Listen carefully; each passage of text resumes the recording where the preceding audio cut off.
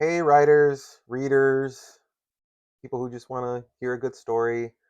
Welcome to another episode of I'll Read That, the show where your stories get heard. Whether you're unpublished, self published, or just someone who's always wanted to have someone read their story, this is your space to shine. In each episode, I'll read the story you submitted out loud, giving it a voice, a platform, and most importantly, a chance for you to grow as a storyteller and grow your audience. You'll get feedback from other writers, readers, and just creatives to help you sharpen your story and your craft and eventually take your story to the next level. So if you've been waiting for someone to say, I'd read that, you found your pace.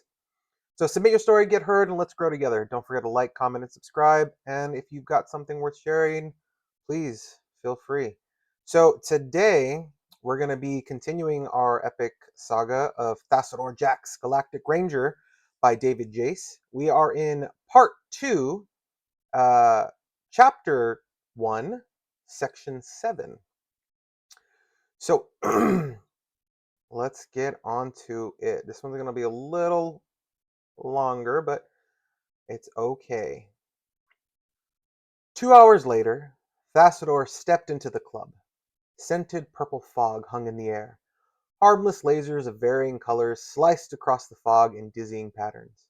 The local music, from the simple, oversized speakers, throbbed and reverberated through the very floor he stood on, playing chords and beats through his entire body, not just his ears. But more than the lights or music of the club, the crowd hit him full force. Their energy, the excessive vibrating energy of life, radiated from the wallflowers, the table groups, the bar hangers, but most of all from the dancers. The sway of the hips, the waving of their arms, the bobbing of the heads, stomping feet, pulsating bodies. He drifted through the crowd toward the dance floor. As he walked, their bodies pressed against him, brushed his fingers as he passed by. Their voices, raised above the music for short interchanges, filled his ears with the vibrancy of their lives. He reached the gyrating throng, standing at the end of the bar, watching them. They moved individually, or as couples, some even as small groups. But it was, in reality, one big, breathing macrocosm, one pulsing, living, moving animal, full of life and energy, shared amongst the dancers, felt by all of them, shared with those nearby, such as Thassodar, who watched them, all of them. Hi, can I get you something? Thassodar turned toward the voice, which seemed practiced at cutting through the noise and energy. The girl behind the bar was leaning on the bar toward him, eyebrows upraised. He smiled. Just water, if you please. Suit yourself. She pulled the glass from under the bar, filled it with water, and set it on a small, square napkin in front of him. But if you keep ordering water, I'll have to charge you for standing there. She winked and moved down the bar to serve other customers. Thassodar smiled. It was a joke, since the water itself was freely available. Amusing. He took a long drink from the glass, soaking in about half the hydration before setting it down, and laid a piece of the green fabric currency they employed on Earth. He turned his attention back to the crowd, but his reflection in one of the bar's mirrors startled him. After a dozen solar revolutions, it still sometimes surprised him, the white eyes with their brown center shining out from the dark brown skin. He shook it off and straightened the collar of his azure blue shirt. That, at least, reminded him of home. He made his way to the middle of the group and closed his brown eyes, feeling the music, the energy, and giving himself to the animalistic, primitive grinding dance. When he opened his eyes, there was a blonde swaying her hips before him, her bare arms raised to the sky, her lips smiling, and her Maya blue eyes locked on his brown ones. Thassodar fought back an instinctive revolution. That was just not right for eyes to be that color. Yet there they were. It was part of this world. He reminded himself that one must set aside one's own prejudices in such situations. She was in all other respects attractive, seemed healthy enough. More importantly, she was full of energy. He moved closer to her, still moving to the beat of the music, letting his hips lead the way to her own. She welcomed his advance and laid her arms around his shoulders, leaning on him slightly more than necessary, which made him think she'd already had several of the alcoholic drinks the establishment served. He put his hands on her waist, and she moved even closer to him. And she moved even closer against him. The skin of her arm touched his neck, Her flat, gyrating, exposed stomach pressed against his own abdomen, and the surge of energy made him shiver. His eyelids half closed, savoring that first touch, that initial exchange of energy. The aroma of her body filled his nostrils. He could smell the sweat from her exertions, the hint of alcohol in her breath, the humanity of her skin and hair. But the electric touch of her skin was paramount in his senses. A buzz of vibration from his pocket caught his attention, accompanied with the tone that he heard more in his mind than in his ears, for the music filled those above all else. He pulled the phone from his pocket and looked at the screen. It wouldn't wait. He leaned close to her, his lips near her fragile, light-skinned ears, and raised his voice. I'm sorry I have to take this call. It's work. The girl pouted her lips and pulled at his shirt. She shook her head with a smile. It will only take a minute. I'll be back, I promise. She let go of his shirt and winked one of her disturbing Maya blue eyes. He hoped she'd still be available when he returned. Thassodar slipped away from the dancing crowd and headed for the elimination facilities. They were often quieter than the club proper. The room was a stark difference from the club. White paint on the walls was cracked and flaking.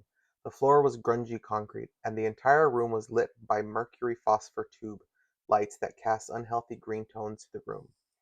There was only one occupant in the room, a sub-average male around 2 decades age. He was staring into the mirror, talking to his own reflection. You're a hunter. You can do this. Confidence is a choice. She can't dislike you when she doesn't know you yet. You're a hunter. You can do this. Hey, big bad hunter. The prey's out there. Go get him. Thassodar held the door open encouragingly for the timid male. He shook his head. No, I don't think so. I'm not ready. Well, I am, so you aren't staying here. Thassodar pinched the collar of the male's jacket and led him out through the door on his tiptoes. Good luck out there, Ahab. Go get your great white whale. He closed the door on the confused face and turned the lock. Thassodar set his communication device on the short metal shelf below the cracked mirror over the sink and connected the call. He stood straight, with his shoulders back as an electric blue light emitted from the phone, and he was no longer alone. Standing in the center of the room was a portly, bald figure. His round face sported cerulean blue plastic sunglasses, a bright red handlebar mustache, and a black, pointed goatee that ran halfway down his chest. The Earth-style white t-shirt bore the face of a ridiculously large-eyed, green-skinned alien. His jeans were ripped, and the combat boots were partially untied. He looked human, if eccentric, but no human would have had the technology to make this kind of call, or his calm address. Greetings, this is Ranger Jax on Earth. How may I be of service? Hola, comrade. This is Bob, and I got your order for a well-done beefsteak with hummus and spaghetti. Did you want a large or a small vodka with that? The man took off his sunglasses and winked. Aside from the strange food order, it was the eyes that gave it away. They were a sparkling purple. Lomax, is that you? Thassodar set his hands on his hips and shook his head. What kind of getup is that? You like it? It's my new human costume for Halloween. I was pretty proud of the way it turned out. First of all, you're too early for Halloween. That's later this lunar cycle. And you look... Thassodar struggled to come up with an appropriate description, but his creative side failed him. You look great. If it weren't for the eyes, I'd have been completely fooled. He shook his head at his friend. It's good to see you again. Well, I never miss a chance to drop in when I'm in this sector. He looked around the room. Where are you? I hope this isn't a restaurant. It's the elimination facility of a dancing club. Care to join me? Thank you, but they don't serve enough food for my taste, and it looks filthy. Perhaps we could eat together somewhere else tomorrow. I'd like that. I'll see you for lunch. Before I let you go, though, how many crew members do you have today? Lomax rolled his purple eyes. 7, he answered, with a touch of annoyance in his voice. Any recent illnesses or radioactive exposure to be concerned about? None. Good. I'd hate for you to have an upset stomach. Any restricted or living cargo? Lomax chuckled at the upset stomach joke. Ship's hold is as empty as my stomach today. Ranger Jax. May I go eat now, or are you going to make me answer questions till lunch tomorrow? Just doing my job, Lomax. Gotta follow regulations. Lomax put his sunglasses back on and wriggled his fingers in front of his eyes, which was his species' way of saying a temporary goodbye. The light from the phone ceased, and Thassodar was alone again. He found the blonde sitting at a small table with another female. The friend had caramel-colored skin, brown eyes, and shoulder-length hair. He sat down opposite the pretty pair. His night may have just gotten better. There you are. I was afraid I'd miss my chance. Sorry about the call. Oh, hi. She looked at her friends. We were dancing. Oh, I'm sure you were. The friend slid Jessica's drink out of reach. Jessica, maybe you should slow down on these drinks. No, I'm good. She turned toward Thassodar. I want you to meet my friend, Valentina. Valentina, this is my friend. She smiled across the table. What's your name? Thassodar. Pleased to meet you. He reached across the table to offer his hand to the friend in their quaint earth custom. Yeah, okay, well, I think we're about done dancing tonight. Oh, but he's such a good dancer. I'm sure he is, Jessica. Perhaps you'd like to try me yourself. Valentina turned her head slowly to give Thassodar a hard, quiet look. Maybe another time. Thanks. Her tone sounded more like she had said, Go sail an iceberg into the sun. It had taken Thassodar a while to pick up the cute human concept of sarcasm, but this girl was making it easy on him. She was not interested in an energy exchange with him. Well, I'd like to dance with him some more. Jessica reached for her drink, finished it, and set the empty glass down on the table. Thassodar took her hand and stood up, but looked at the friend one more time. Are you sure you don't want to join us? I'm good. You two have fun. She gave her friend a warning look, but he was pretty sure she missed it. Thassodar shrugged and led Jessica back to the dance floor. He could feel her energy through his grasp on her hand, and the energy of the crowd confused him again. Oh, I'm sorry. And the energy of the crowd infused him again. He pulled her close. She pulled him closer. The beat of the music vibrated through their bodies. He wrapped his hands around her waist, his fingers spread against her lower back, below her red cut-off top. Humans talked of music and dance being intoxicating, but it was just the vehicle for the flow of their energy. The songs changed, he barely noticed. She clutched his upper arm, and he pressed his cheek against her. Do you want to get out of here? Her mouth moved in response, her eyes alight with music, alcohol, and physical energy. But he couldn't hear her words. He moved closer to try to hear, and she just nodded her head up and down. They snuck around the other side of the bar, evading her friend and out the door. He led her to his vehicle, an ultramarine blue CA Corvette with black leather interior. He opened her door, and she pulled him against her for a picture. He smiled into her phone's camera, holding her close. He helped her into the vehicle and got directions to her place. His azure blue shirt fell in her living room, on the back of the couch. She left her red top in the kitchen. He thought he saw it fall into the sink while kissing her neck.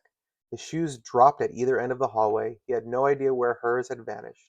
By the time they reached her bedroom, there was nothing but skin against skin, energy flowing back and forth between them. Eventually, he laid his head on a pillow and rested. She was passed out beside him. Such a vigorous exchange of energy always took him a few very pleasant moments to savor and recover. He slipped out of her bed and pulled the sheets up around her sleek, sleeping body. He recovered his clothes from around the house and got dressed. He found her phone in the hallway and opened it. He went to her photo album and deleted the picture of himself. He checked her social media accounts and deleted the post that mentioned him. When he was sure the phone was clean, he dropped it on her cast-off skirt. He tugged on the front door and found resistance. One of her shoes was in the way. He picked it up, opened the door, and used it to prop the door ajar. He took a deep breath of the early morning air as he walked to his Corvette.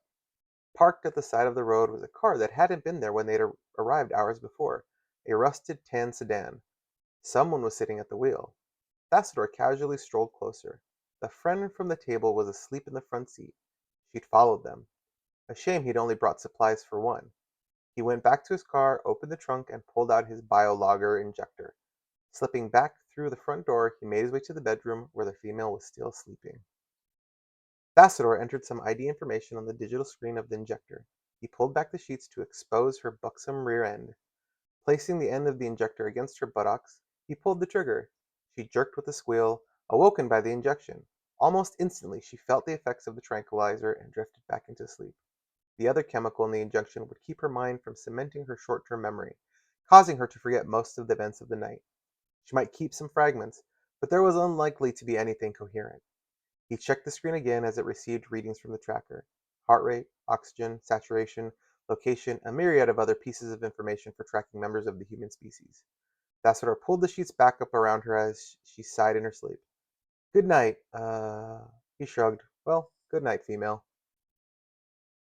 So that was the end of part two. I like it so far. I'm gonna make one comment, and it's probably gonna be my only comment in regards to this section of this chapter, and that's my understanding of Thassodar so far is that he's been on the planet for quite some time, and has developed kind of rapport with humans as well as with the tourists that are coming in. So there's a lot of descriptive elements that I am finding a little bit unnecessary for me, just because I'm kind of stumbling over them, and that's um, naming human objects by kind of arbitrary things. So, like instead of saying money, it was, I believe, something to the effect of, some cloth or green cloth that they exchange, and then, not using just bathroom, using secretion facility or something like that. Uh, I don't see a necessity for that at this point, especially if that sort of been in the Earth um, atmosphere and interacting with humans for so long. But again, this isn't my story. I'm just reading it. This is my take, and that's my only take as far as I question some things about it. I really love where we're going with this character. Um, I apologize if my voice is kind of move in and out. I'm reading this for the first time. I don't have time to prep it, so I'm reading it as I would read it a normal book. But that's, I guess, what makes it fun and interesting, and what gives um, these readings really the ability to find that audience and see what the reader is going to get out of it immediately. So um, just remember, as always, if you've got a story, you want it read, I want to read it. Send me your unpublished, your self-published books, short stories, poems to the email address in the description below, and you might be featured in an upcoming episode of I'll Read That. Help me build a community where writers support writers. Every story should have an opportunity to be heard. Now, again, I'm going to keep repeating this. It doesn't cost you a cent. Don't forget to like, subscribe, drop your thoughts in the comments. Really, your feedback could help another writer grow and develop their craft. So, as always, please keep writing, and remember, I want to read that.